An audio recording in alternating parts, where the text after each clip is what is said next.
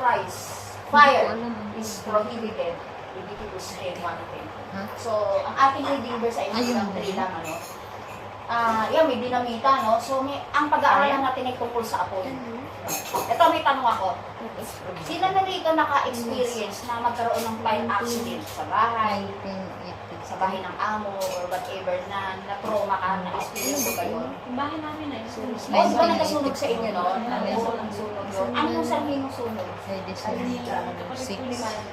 naglaro po ng light. Oo, naglaro ng lighter, ano, nasunog. Ito daw na Sino pa? kandila daw. Kandila. Meron dito sa Hong Kong, yung kasama ko dati, nagluto siya ng pagkain ng aso. Tapos umalis siya, nakalimutan niya, na may nakasalang pala. Pagbalik niya, ang daming apoy, buti hindi nasunog yung building. Kasi di ba may ano naman dito, may alarm naman. So pag na-touch yung usok, ma-alert siya. O buti hindi siya na-terminate. Kasi yung alaga niya aso, 10. So nahirapan siya doon. Pero yun, ang gusto ko lang sabihin, mayroong mga instances na nagkakaroon ng sunog. At lahat ng cause nito ay hindi sinasadya. Diba? Pero mayroong tinatawag na arsonist na talagang nanunulog. Diba naman yun? So, tingnan natin, mayroong 10, kasunod ba yun? Mayroong 10 bagay. Ito, there are 10 reasons of fire accidents. No? Number 1, tingnan natin kung ano yung dinudulot ng aksidente sa pagsunod. No? Yung candle, ayan, nag-candlelight. Biglang iniwanan, siguro nagkalasingan na, iniwanan ng kandila. Kasi baka mamaya, tela yun, di ba? Alam niyo naman, yung mga bagay na lalo na, yung mga tela na yan, matahaw yun sa apoy. No? So, sometimes ganyan. Kaya sa Pilipinas, di ba, brown out. Nagkailaw na, nakalimutan ng patay ng kandila. O kaya, natulog, tumumba yung kandila. O kaya, yung gasera. Sunog, lalo na sa Tondo. Alam niyo ba, lumaki ako sa Tondo. Doon ay libangan na ang nagkasunog. Kaya yung bahay ng lolo at lola ko, walang laman. Kasi pag kami sumigaw, sunog! Labas kami lahat. Ang bitbit lang namin, bag namin. Nagbabakasyon ako lagi doon. 3 sunog yata yung agula ko. Kinabukasan, babalik kami. Iba na uli yung bahay, iba na yung lugar ng bahay namin. Kasi mga squatter sila sa Tondo. Pero ang bahay, meron silang bahay sa Bulacan. Kasi madali ang hanap buhay sa Maynila. Ang araw, mas magaan ang kita, no? Sa probinsya, wala. So, mas pinipili nila na mag-squat doon. So, na-experience ko yun. Kasi may dami natin bahay, ba't iba na naman itong pwesto natin? Alam mo, ang bilis magtayo ng bahay sa Tondo. Pagkasunog, nililigom na nila, kanya-kanya nakuha ng plywood. Tatayo nila uli yun. Para yung anay.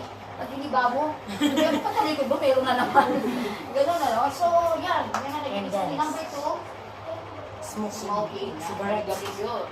Nanigaligyo si Mang Ambo. Tapos tinapon sa kusot. Yung kahon. Yung oo. Doon na itapon. Sa papel na itapon. Diba? Who knows? Diba? Wala sa papel. Sunog. Dito, madalas to. May cooking equipment. So dahil yung pinag-aralan natin kahapon, nandito ako kahapon. Siyempre may delay tayo, no? Doon napakali. Pinatay ko naman siya. Inano mo siya, yung itinanggal ko siya sa pagkakakabit. Para ako sigurado, aalis ako, walang tao dito. Baka magkasunog, yun ang worry ko. Nasa labas na ako, hindi ako napakali. Bumalik ako ulit, tinanggal ko yung bitin para sigurado. Wala sunog, di ba? Talagang hindi na makakapoy yan yun. So, karamihan, yan ang nagiging sani, sumasabog ng mga tangke, di ba? So, naging pagkakadami, naiwanang simple.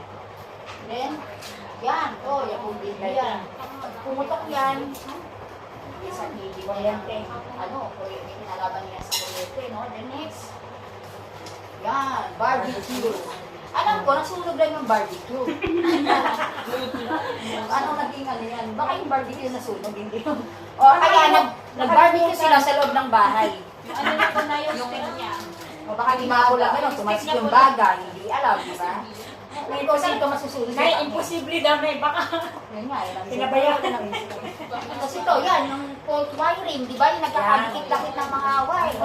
Lagi na pag mainit, alam niyo sa Maynila, yung pag nagtitiskisan niya, nagkakadikit, nagsasanhi yan ng ng pipe. Lalo na pagka summer, alam niyo sa Maynila, madalas susunod pag summer. Nay, marami daw kasing jumper. O yan, nagja-jumper. Lalo na sa Tondo na eh. Oo, natira ko sa Tondo, talagang parang nangasawa na yung mga kawad ng kuryente. Ito, yan, yung kagaya ng sinabi ni Mami Lynn. Yung pamangkin niya, naglaro ng apoy. Okay lang, mga mag-asawa Children naglalaro playing ng apoy. lang. Hindi nakakamatay. Nakakabumbad kasi ang buhay dun eh, kapag naglalaro ng apoy. Yun yung apoy na maganda. Iba naman. So, yan. Meron pa ba? At ito, yan. Yung chemical fire. diba? Hindi posible Di yan. ba oxygen yan? Oxygen, minsan ano yun yan. Ito ang Christmas tree, yung pag naglagay ng Christmas light, maraming gayong insidente, no? Kasi mga plastic to eh. Tapos may Christmas light na nag-overheat. So, may nangyari ng mga totoong ganyan. Wala na. At ito, yan. Napaka ano naman ito. Bitter, lalagyan mo ng gano'n eh. Leather yan. Di siyempre talaga masusunod yan. Rubber yan eh, hindi naman leather. Rubber, sorry. Rubber ka ba? So, ayan. So, marami pang iba na sandi ng sunog, di ba? So, minsan ka, magad ka sa kapitbahay, masunog na iba, tatakunan mo na. Di ba, maraming ganon. Arsonist. So, dahil nga, parang pag-uusapan natin, sa ating verse sa chapter 10, sa verse 1, sabi dito tayo sa English Standard Version. Now Nadab and Abihu, the sons of Aaron, each took his censer and put fire in it, and laid incense on it, and offered an authorized fire before the Lord, which he had not commanded them. And fire came out from before the Lord and consumed them, and they died before the Lord. Then Moses said to Aaron, this is what the Lord has said, among those who are near me, I will be sanctified. And before all the people, I will be glorified. And Aaron held his peace. Itong istorya na to, itong si Nadab at Abihu ay anak ni Aaron. No? Isa sila sa pinalaga na priest. So, sabi rito, yung censer, ito yung may dala silang, nakita niyo yung ano ko na yung high priest, yung hawak nilang para siyang lamp. Yun yung ginaganon. Inalagyan nyo ng incense. Incense. Paham sana yan, nagalis paham. Sa madaling salita, nagpunta sila sa tabernacle, dala nila yon, kumuha sila ng, ito yung sinasabing fire, no? Ang ginawa ni Lord, namatay sila. Sinunod sila, namatay. Ngayon yung pag-usapan natin, bakit? Nag-offer naman sila, bakit namatay sila? Masama. Di ba nag-offer na, namatay pa? Ngayon yun ang tanong. Ang Diyos ay pumapatay ng tao. Ganun, may ano yan. Meron niyang paatubat na paliwanag. Gano'n. So, yan ang pag-aaralan natin. Next, ito nga, kusinada. Although, hindi naman talaga yan. No? Maganda lang tayo ng mga visual aids para maganda. Then next, ito yon. Si Nadab and Abihu ay anak ni Aaron saka ni Elisheba, the daughter of Aminadab and the sister of Nashon. Hindi natin pataluntunin kasi ang bulo niya, dadating yan doon sa from the very beginning. No? Ito pa yung iba niyang anak, si Eleazar and si Ithamar. So, sila rin, then Moses and Aaron, Nadab and Abihu, and the 70 of elders of Israel went up. Sila rin ay kasama doon sa nung nandun pa sila, wala pa yung tabernacle, nasa bundok sila ng Sinai, isinama sila ron. Na umakit kayo, isama niyo yung 70 elders, isa sila doon. No? So, ibig sabihin, meron silang part, no, na ginawa. And then sabi, then bring near to you Aaron and your brother and his sons with him from among. So, sila yung tinalaga nga na maging priest sa line ni Aaron, hindi kay Moses, no? Hindi kay Miriam, kundi kay Aaron. So, apat bali yung anak ni Aaron. So, dalawa rito ay si Nadab at si Abihu na namatay. Bakit sila namatay? Ganyan ang pag-aaralan natin. Next. Ano ganyan? Ay, ito. Kasi ang ating pag-aaralan ay tungkol sa unauthorized fire. Ano yung, sa ibang version, ito, may mga, alam niyo sa Biblia, may maraming version yan. Bakit ginagawa yung iba't ibang version? Para maintindihan mo. Kapag ka bumasa ka ng King James Version, di mo maintindihan guys. Malalim. Kaya ang ginawa ng mga scholar o ng mga translator ng Bible, pinapagaan nila para maintindihan natin. Pinag-aaralan nila yung original word and then itatranslate nila to sa word na pwede natin maintindihan. So, kumuha ako ng ilang version na maintindihan natin. Kasi dito, sa NLT, sabi dito, Aaron's sons, titingnan natin yung word na fire. Aaron's sons, Nadab and Abihu, put coals on fire. Diba? Iba yung sinabi. Medyo naintindihan mo. Ang inilagay para doon, uling, coal di ba? coals of fire in their incense burners. So, kanina, censer. Dito naman ay burners. So, medyo naintindihan na natin, ano? And sprinkle incense over them. In this way, disobeyed Lord by burning before Him wrong, ang sabi, wrong kind of fire. Diba? Yung kanina, unauthorized fire. So, dito, wrong kind of fire. So, tingnan natin sa NIV. Aaron's sons Nadab and Abihu took their censers, put fire in them, and added incense, and they offered, ito yun, unauthorized fire din sa NIV. So, pareho sila ni ESV. No? And then dito sa New King James Version, then Nadab and Abihu, the sons of Aaron, each took his censer and put fire in it, and incense on it, and offered propane fire. Propane naman ang sinabi. So, iba rin, ano? And then dito sa Nasby, now Nadab and Abihu, the sons of Aaron, took their respective fire pans, and after putting fire in them, incense the fire and offered strange fire. So, itong strange fire, very, Parang ayoko kasing gamitin, dapat ito yung gagamitin ko, strange fire. Kaya lang, very strange sa atin. So, humanap ako ng na maipapaliwanag ng mabuti. Kaya pinili ko tong, pwede yung NIV, pwede rin yung ESV. Unauthorized fire. Pag sinabing unauthorized, di ba?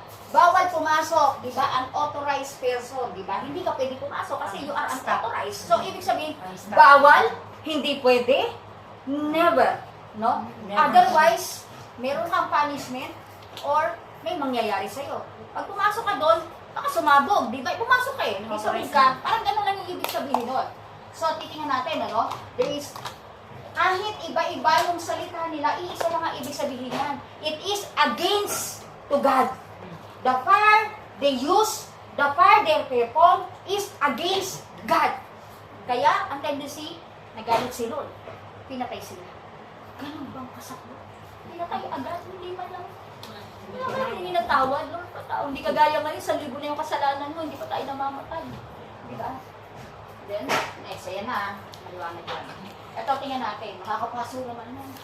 Know the cause of unauthorized fire in our lives. Pag-usapan natin, in the line of Nadab and Abihu, pipilitin natin i-ugnay ito sa buhay natin. Ano ba yung unauthorized fire na yan? Ano?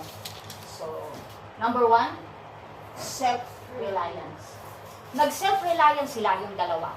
Kung mariremember natin, doon sa chapter 9, sa chapter 8, and maging doon sa Exodus, the Lord give details on how they will bring the sacrifice, di ba? On how they will do the fire. O saan nila kukunin yung apoy. Lahat yung dinitali ni Lord, pati yung suot nila, di ba? Pinaliwanag ko sa inyo. Kailangan ganito, kapag ang kasalanan mo ay hindi sinasadya, itong yahandog mo. Kapag sinasadya, itong yahandog mo. Ito yung 5 klase ng offering na tinuro ko sa inyo. So it means, bakit? Ito tingnan nyo.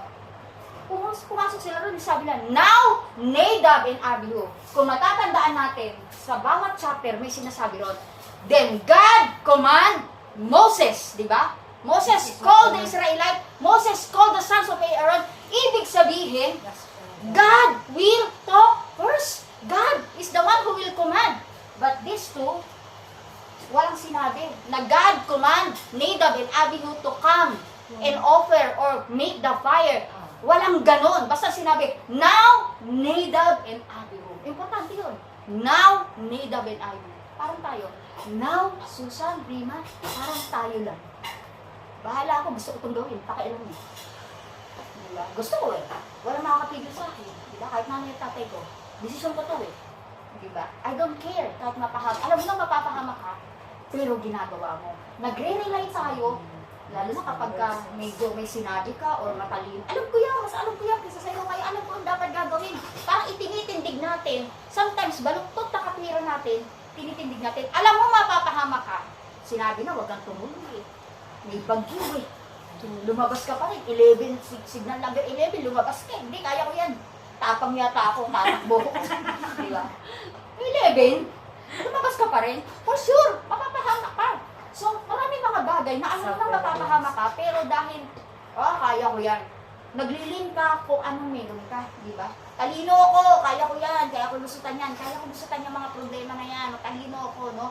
Sometimes, may mga tao na, I don't need God. I don't need anybody to tell me what to do. No? I am the God of myself. Sometimes ganun tayo. So, ganun si Nadab and Abihu. Kita nyo, sila ay high priest, pero bakit ganun sila? It means, ang tao talaga ay marupok. No? Ang tao talaga ay may sinful nature talaga. Katabi natin yung kasalanan, no? Because we are not holy. We are not God. We are not like God. Iba si God. God is holy and we are sinners. So, tandaan natin yan. There is some tendency. Kaya huwag tayo magtaka ba tayo nagkakasala? Kasi nasa lamang tayo eh. No? Makasalanan tayo. No? Kaya nga namatay si Kristo para sa atin dahil pinatawad tayo sa kasalanan. At ganun din yung ginagamit sa Old Testament. Kaya sila naghahandog to forgive the sin. No? Kaya nila ginagamit. So, itong dalawang to, para bang sinasabi na kaya din namin, tingnan natin kung ano mangyayari sa atin. Parang nag-eksperimento silang dalawa. Sige, punta tayo doon. Hindi naman sinabi ni Lord na pumunta doon. And then, rely into God's word and not to your own word. If you are confused, kung may tanong ka, may Biblia. At may nagtuturo kung ano yung tama mong gawin at dapat mong gawin. Kaya lang, mag-iingat din tayo. Sometimes, may mga nagtuturo na mali yung itinuturo. Di ba? Mali yung context na tinuturo. So, ingat din tayo doon. Di ba? So, para sinasabi mo na, Susan, tama yung tinuturo mo.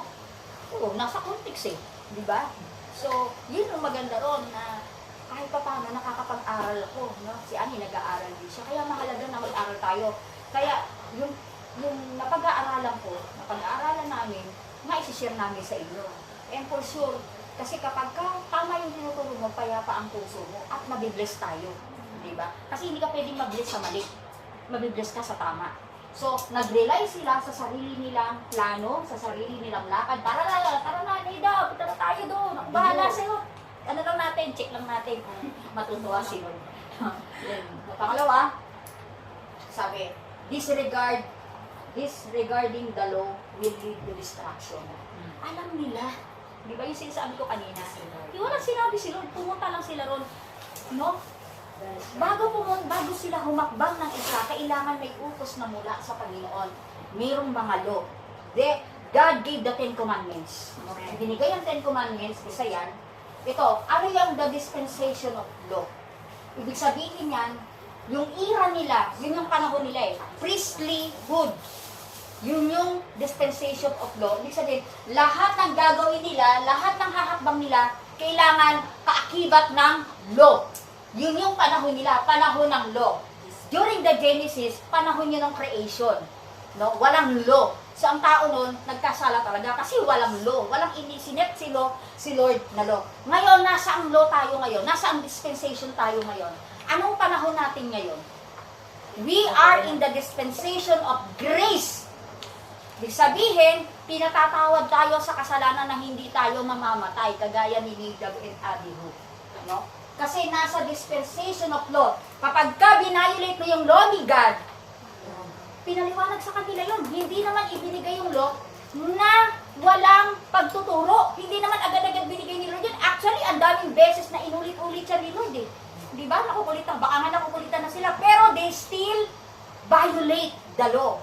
So, this dispensation of law ay merong kaakibat na parusa. Yung ginawa nung dalawa ay pag-violate yun sa law.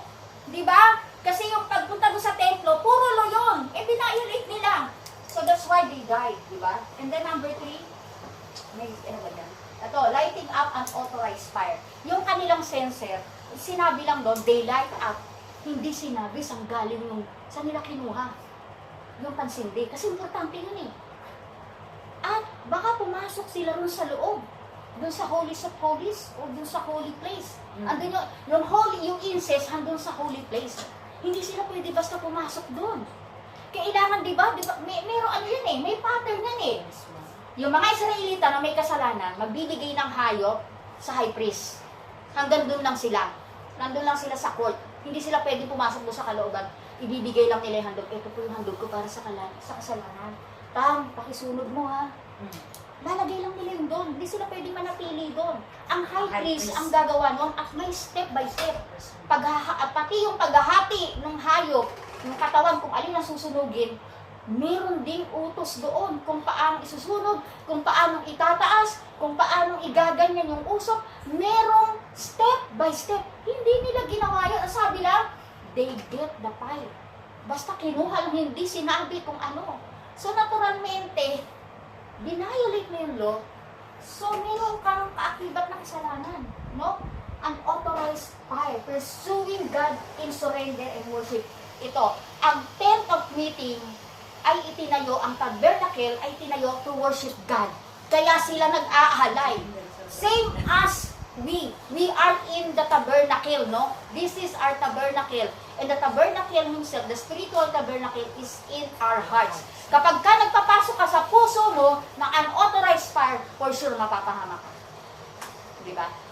Alam mo na, meron kang tinanggap mo si Lord sa puso mo. Bagong Kristiyano ka, Lord, tinatanggap ko kita sa puso ko. Diba? Meron sa inyong kumausap, nandito kayo, tinatanggap ko kita bilang tagapagligtas ng buhay ko. Diba? Pero yung binaliwala mo yung fire, diba? Ngayon, nagtataka ka ngayon, bakit yung buhay mo hindi nagiging matagumpay? Bakit madali kang gumawa ng kasalanan?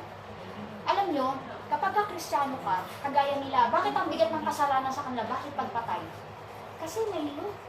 Same as we, nakilala mo si God. Alam nyo ba na mas matindi ang parusa sa Kristiyano nagkasala kisa sa hindi Kristiyano na nagkasala? Actually, walang ano si Lord dun eh. Di ba? Mas concern ni Lord, kapag ka Kristiyano ka na nagkasala ka, mas mahirap, mas matindi yung consequence na ibibigay sa'yo. Kasi binigyan ka ni Lord ng chance para magbago at para mamuhay, pero hindi mo ginawa. So, naglalagay tayo sa puso natin ng unauthorized fire. Di ba? Unauthorized decision ng ating mga buhay. No? Unauthorized things na pwedeng makasira ng ating buhay. No? So, ganun yung nangyari. And then, number 4, ito. Ano ba yung unauthorized fire? Unauthorized fire is a wrong worship. No? A wrong worship. Bakit ka nagpupunta rito? Oy, daan mo na ako doon. Masarap doon, may minudo. Wrong worship. Eh, sige, yung pupuntahin mo dito. Ikaw so happy na may... Siyempre, Kain daw na eh. worship. Worship muna, kaya nga Masarap worship daw muna na bago pagkain kain, di ba? So, minsan, mali yung motibo natin. Or kaya, kasi nandun yung crush ko. O kaya, kasi nandun yung sisingilin ko. So, habang nakaupo ka, hindi ka nag-worship, iniisip mo, nabayaran ka na nung nagkakautang sa'yo. So, hindi ka nag-worship. Diba? So, mali. Hindi ka Tapos paglabas mo, birang church, hindi mo lang pinagpala. Parang magpapala. Hindi naman pagpapalang hinanap mo. Maningil ng utang. Diba? So, mali. And then, number 2, unauthorized fire, not from God. May mga bagay sa buhay natin na alam naman natin na hindi galing sa Lord yan. Diba? Hindi galing sa Lord. May mga kasalanan na ginagawa tayo na hindi naman, although hindi sinasabi, wag mong gawin yan kasi tayo ay hari ng sarili nating desisyon. But there is a consequences sa bawat act na ginagawa natin, sa bawat mali ginagawa natin. No? And then, number 3, unauthorized fire done with wrong motives and wrong steps. Diba? Akala natin, ay, matutuwa naman si Lord ngayon. Halimbawa, nangungutang ako, tapos ibibigay ko sa simbahan. Matutuwa si Lord, nagbigay na. Pero, paano na pag naningil na? Diba? Tapos sa banda huli, kaya naman ako nagpupag, binigay ko sa church, pag-iwano ko siya. Diba? Diba? Mali yung motibo mo. Diba? Tama yung, kala mo tama siya kasi ang ganda, ibibigay mo sa church. Diba? Ibibigay mo sa church eh. Kailangan ng church eh. Kasi sabi ni Pastora, wala ko pa ba? Tayo, sinabi mo ng pambayad. Never ko sinabi mo ng pambayad dito. Never tayo nang hindi. Diba? Diba? Eh dahil galante ka. Ako, di ko gagawin na. Ha? Diba? Nangutang ka. Sasagutin ko na para sikat ako. Sarado na. Bayad ko na yung buong man mo. Kasi babayaran mo yun. At the end of yung wala ka ng pambayad, nasisi bigla yung church. Binigay ko kasi sa church eh. Bakit di ako tinulungan ni Lord na magbayad? So sometimes, kala natin tama, pero mali eh. Diba? Ang dulo nun ay kapahamakan. And then, number 4, unauthorized fire that insult God. Do not make mess with God. Ganun yung ginawa ni Nadab at Abihu. They make mess with God. Ha, tingnan natin kung talagang okay yan. Di ba? Alam niyo, may problema dun sa dalawa na yan. Tingnan natin. Hinamon nila si Lord eh. Challenge natin si God. Tingnan natin, pag iniba natin yung gagawin natin, tingnan natin kung anong mangyayari. Eh, hindi nila alam, seryoso si Lord. So, sa buhay natin, huwag mong hamunin si Lord. Diba? Huwag mong hahamunin si Lord. Hindi ko kailangan si Lord sa buhay ko. Kaya kong gawin to. Pero alalahanin mo kapatid, sinasabi ko, kahit ganong kabait yung amo mo, kahit ilang taon ka pa dun sa amo mo, if you make mess with God, isang pitik lang ni Lord, kaya ka niyang alisin dyan sa nangyayari. Kaya ako natatakot. Takot na takot ako. Yes. Ako lagi pa na lang ito, Lord, wag mo akong matagpuan sa isang araw na wala ako sa presensya mo. Kasi hawak ni Lord lahat ng meron tayo. Trabaho mo, pamilya mo, lahat ng meron ka ay galing niyang kay Lord. Amen. So if you make mess with God, challenge mo si Lord. No, hindi naman totoo yung Lord na yun. Lalahanin mo. Nag-iisa lang ang Diyos. Ang anumang meron ka ay kaya niyang kunin. Even ang buhay natin ay kaya niyang kunin. Marami na rito na hindi nila pinrioritize si God. Nasaan na sila ngayon? Diba? Nagpapalibot-libot, diba? At the end of the day, wala na, uwi na lang sila. Hindi sila nagtagumpay. Kaya lahat na nananatili dito, I'll speak blessing. Amen. There will be determination, there will be no break contract, but I'll speak blessing. Sa houses namin. Si Emma, tayo nga ako si Emma. Ito, isang maganda yan si Emma. Kayo ka Emma. Magpasisukan. Ikaw ay pang Miss Universe na. Alam mo, hindi dati ganyan itsura niya. Naks! Nang dumating dito yan. Pagod siya sa amo. Mag-away sila ng amo niya. Marami siyang ginamit yung pangalan niya rin sa bangko. Nagkagaon-gaon siya sa utang. Pero binigyan siya ng pangalawang chance ng Panginoon. Na bago yung buhay niya. Sabi ko, Emma, nag-stay siya sa church eh. Nag-stay ka dito. Hayaan mo ang Lord ang gumawa. So, kita mo, oh, nakalipistik na ngayon. Nagniningning. May gold na siya ngayon. Alam ang hirap niya, Friday, Saturday, pero sabi ng amo niya, kapag ka okay na, magsa-Sunday na siya. So, blessing yun. Amen. Di ba? Blessing yun, yun yung blessing na sinasabi. Amen. Kailangan lang, magtiwala kayo kay Lord. Hawakan mo yung pangako ni Lord, manangan ka sa pangako ni Lord. So, huwag mo kamunin si Lord. Na hindi niya kaya yung gawin niya, kaya niya kapatid. Kahit pambili ng tinapay, wala ako eh. Oo, Diyos ko, naghahanap yan ng sobra-sobra pamasahe. na. Naghahanap yan ng pamasahe, binibigyan na ng pamasahe yan ni Ate Jules para makapunta dito. No? Hindi ko So, ganun. subscribe. Pero ngayon katitignan mo, marami din. Si Aida, bago lang siya rito. Mula nang dumating siya rito, nanatilig siya rito. Diba? Nagkaroon siya ng bagong phone. Diba? Ano yung blessing? Manatili ka kay Lord. Amen. Manatili ka kay Lord. Ang Lord ang bahala mag-bless sa'yo. Just do the right thing, yung sinasabi ni Lord sa salita niya. Ang Diyos ang bahala sa'yo. So, next. Number 4, unauthorized fire will return. Ito yun yung bad result. Namatay sila dahil mali yung sinindihan nila. Mali yung sinindihan nila. Sabi, what you sow, you will reap. That's a principle. Tama. Kung anong tinanim mo, aanihin mo. Yung ginawa mong mali, hindi yung pwedeng mamunga ng tama. Ang ginagawa mong mali, magbubunga siyempre ng mali. Ang tama ay tama. So, what you sow, you will reap. So, anong verse natin? Sabi sa Galatians 6:7-8, you cannot fool God, so don't make a fool of yourself. You will harvest what you plant. If you follow your selfish desires, you will harvest destruction. But if you follow the Spirit, you will harvest eternal life. Eternal life. Never-ending life. Hindi dito sa mundo, kundi dun sa piling ng Panginoon. Huwag tayo maghangad ng buhay dito sa lupa, na kumbaga wala ka nang inisip. Kailangan magkaroon ako ng magandang bahay, kailangan magkaroon ako ng sasakyan, kailangan hindi masama iyon. Pero dapat, isaalang-alang mo si Lord sa buhay. So, what you sow, you will reap. Number 5, the proof of being near to God is sanctified by unauthorized fire. A sanctified life to God determines the way you are living. If you have the fire of God, diba? Ano ba yung fire of God? It is the power of God. It is the Holy Spirit of God that is upon us, not the unauthorized fire. We have the authorized fire in us. Once you accept Lord as your Savior, meron kang Holy Spirit.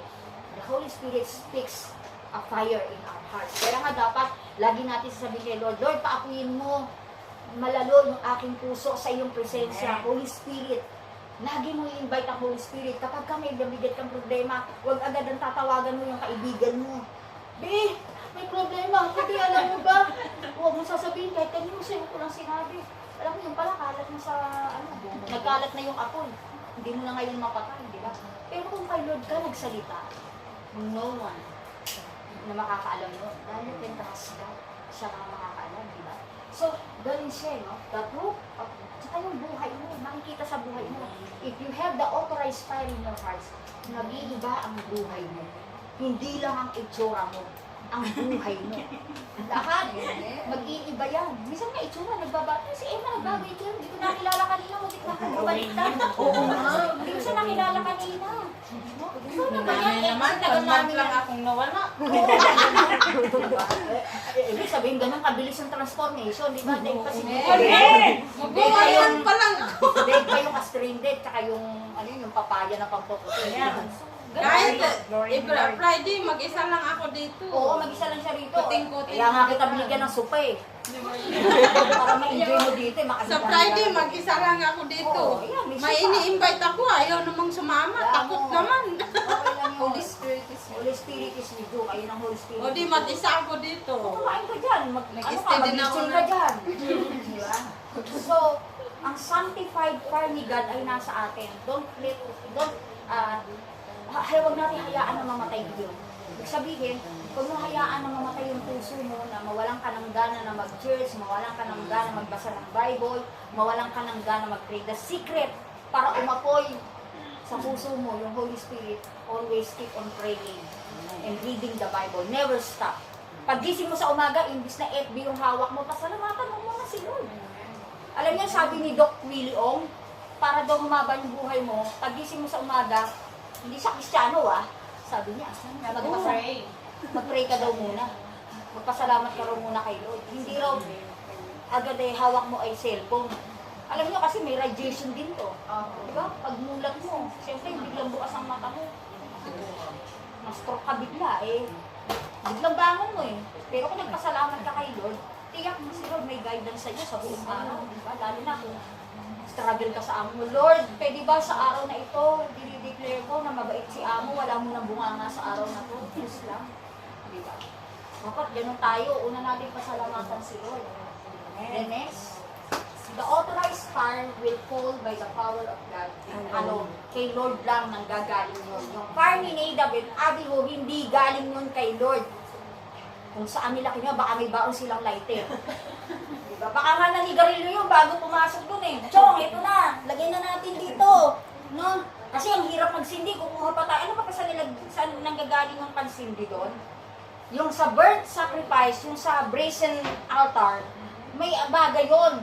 Yung purifier ng chokehold, doon nila kinukuhin. At hindi basta-basta kinukuhin. Ang kukuha lang nun yung high priest. Yun ang ilalagay doon. Hindi basta... wala naman naghahandog that time. Paano din ang kukunin yung baga? Saan nila kukunin yun? May baon ng lighter, di ba? Sipo pa nga. Di ba? Hindi sinabi Sipo, yung lighter. Yung brand ng lighter. Hindi sinabi sa ganito Pero the fact na sinunod sila ni Lord, namatay sila, ibig sabihin mali yung kinuha nila kasi merong definite place and time and step na dapat nilang kunin ng fire. Ngayon, magbibigay ako ng karagdagan. Doon sa ating, nabigay ko ba sa iyo hanggang chapter 10? From chapter, ito, hindi naman siya actually nagbigay talaga ng talagang siguradong sagot, pero ito ay makakatulong. Sa Leviticus 10:6. 10:6. Oo. 10:6. Then Moses said to Aaron, his son Eleazar. Then, 10:6. 10:5, 10:6. So they came and carried 5, 6, 7. 7. So they carried them still in the tunic.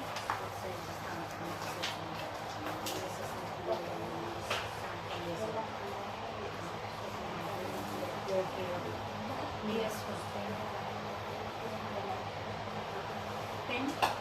Isa pa, taas mo pa. Sa 4. Buuin mo nga hanggang kailan. Hanggang 10. 1 to 10.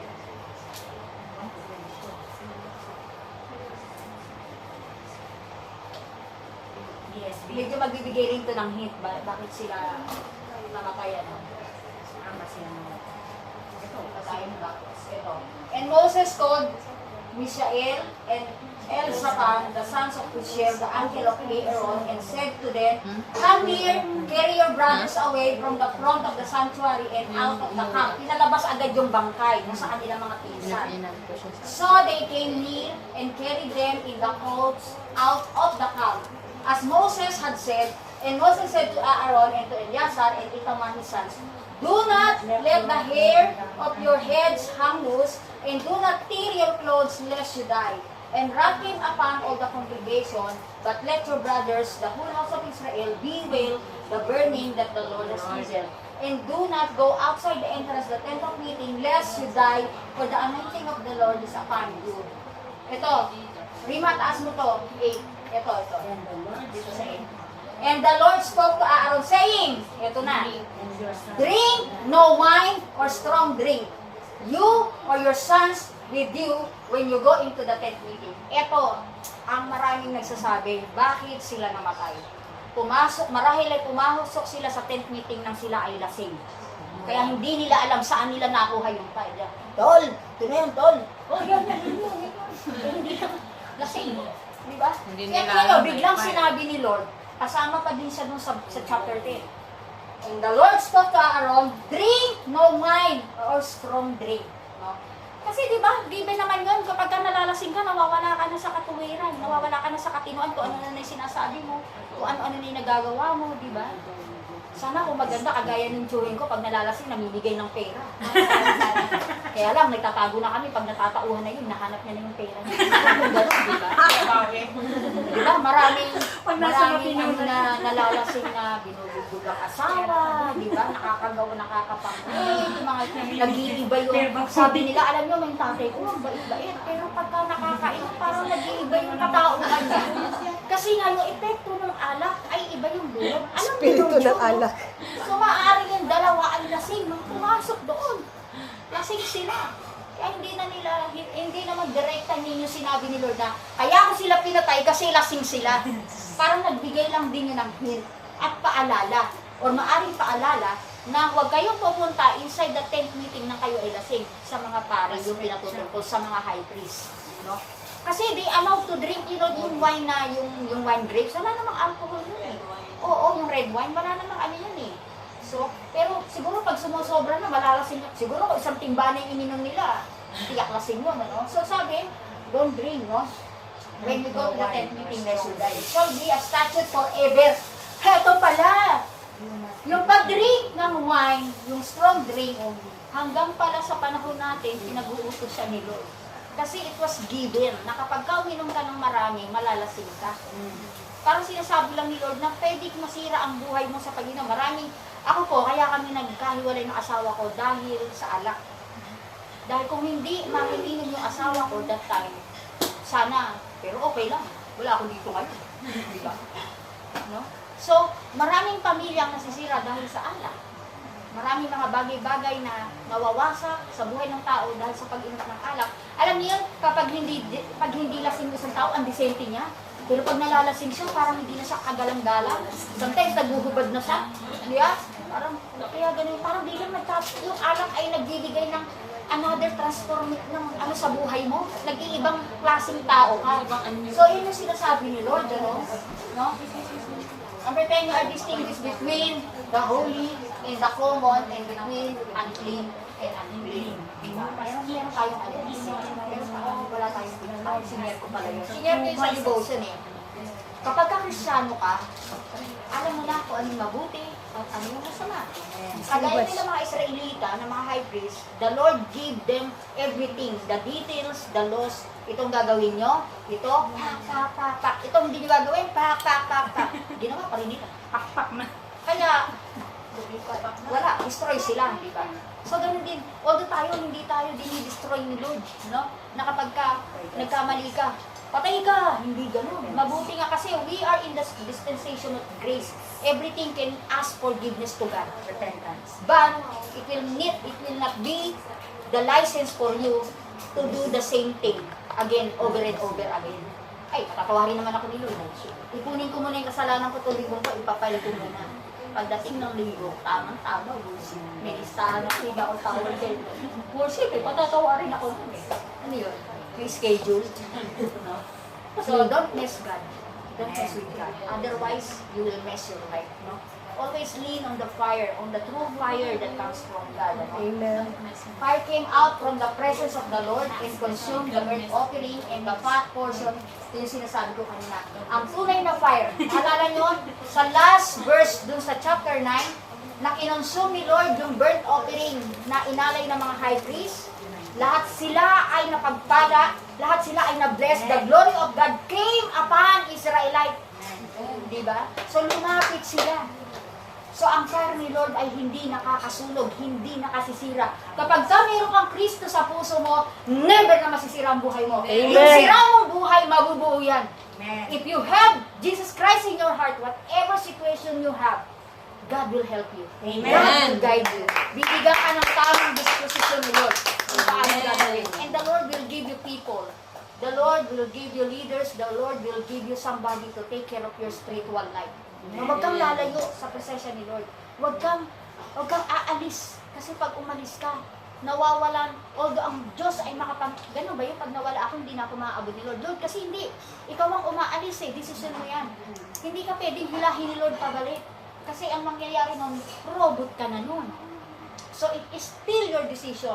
But we have the Word of God that God has given sa atin para ipalo natin yun. Para magkaroon tayo ng pattern kung ano yung pwede natin gawin. So, alam mo na, nasa yung fire, di ba? You have a fire in your heart. When you accept Jesus Lord and Savior, the fire is in your heart, the Holy Spirit is in your heart. Hindi siya aalis dyan unless ikaw ang magpaalis sa Kanya o umalis ka. Handyan lang yan. Hindi lang siya makakilos kasi hindi ka rin kumikilos. The Holy Spirit follow when you do a good things, when you do the things, the living, dun sa righteousness. Pero kapag ka gumagawa ka ng hindi maganda, siyempre, hindi naman makikiayon sa iyo. Holy Spirit, sabay ka lang sa akin. Hindi ganun. Hindi ganun yun. So we need to strengthen yung fire. Kailangan natin pag-akuyin. Kailangan natin ng paypayan ng salita ng Diyos, ng pananalangin. Lord, bantayan mo ako sa panalangin. Pag medyo natutokso na ako, di ba? Gusto ko manood ng sine. Nalala niyo yung kwento ko. Tukso, layuan mo ako. Pupunta sa sinihan, nakabili na ng ticket. Tukso! Saka na, sumalis ka sa harapan ko. Nakabili ng ticket, pumapasok na doon sa loob ng sinihan. Nakita niyo, buldong palabas. Tukso! Malis ka sa harapan ko, pumunta sa likod ko, sipain mo ako papasok. Di ba? So, wag mo sabihin sa tukso lumayo, ikaw ang lumayo sa tukso. Ikaw ang tumakbo. Kapag ka napipil mo na natitempt ka na gawin yung isang bagay, humingi ka ng tulong kay Lord. Lord, tulungan mo ako na mapagtagumpay ito. The fire of God is an authorized power of God na tutulong sa atin sa lahat ng pagkakataon. Amen ba? Amen. So let your fire burn. Let your fire consume you. So let us all stand.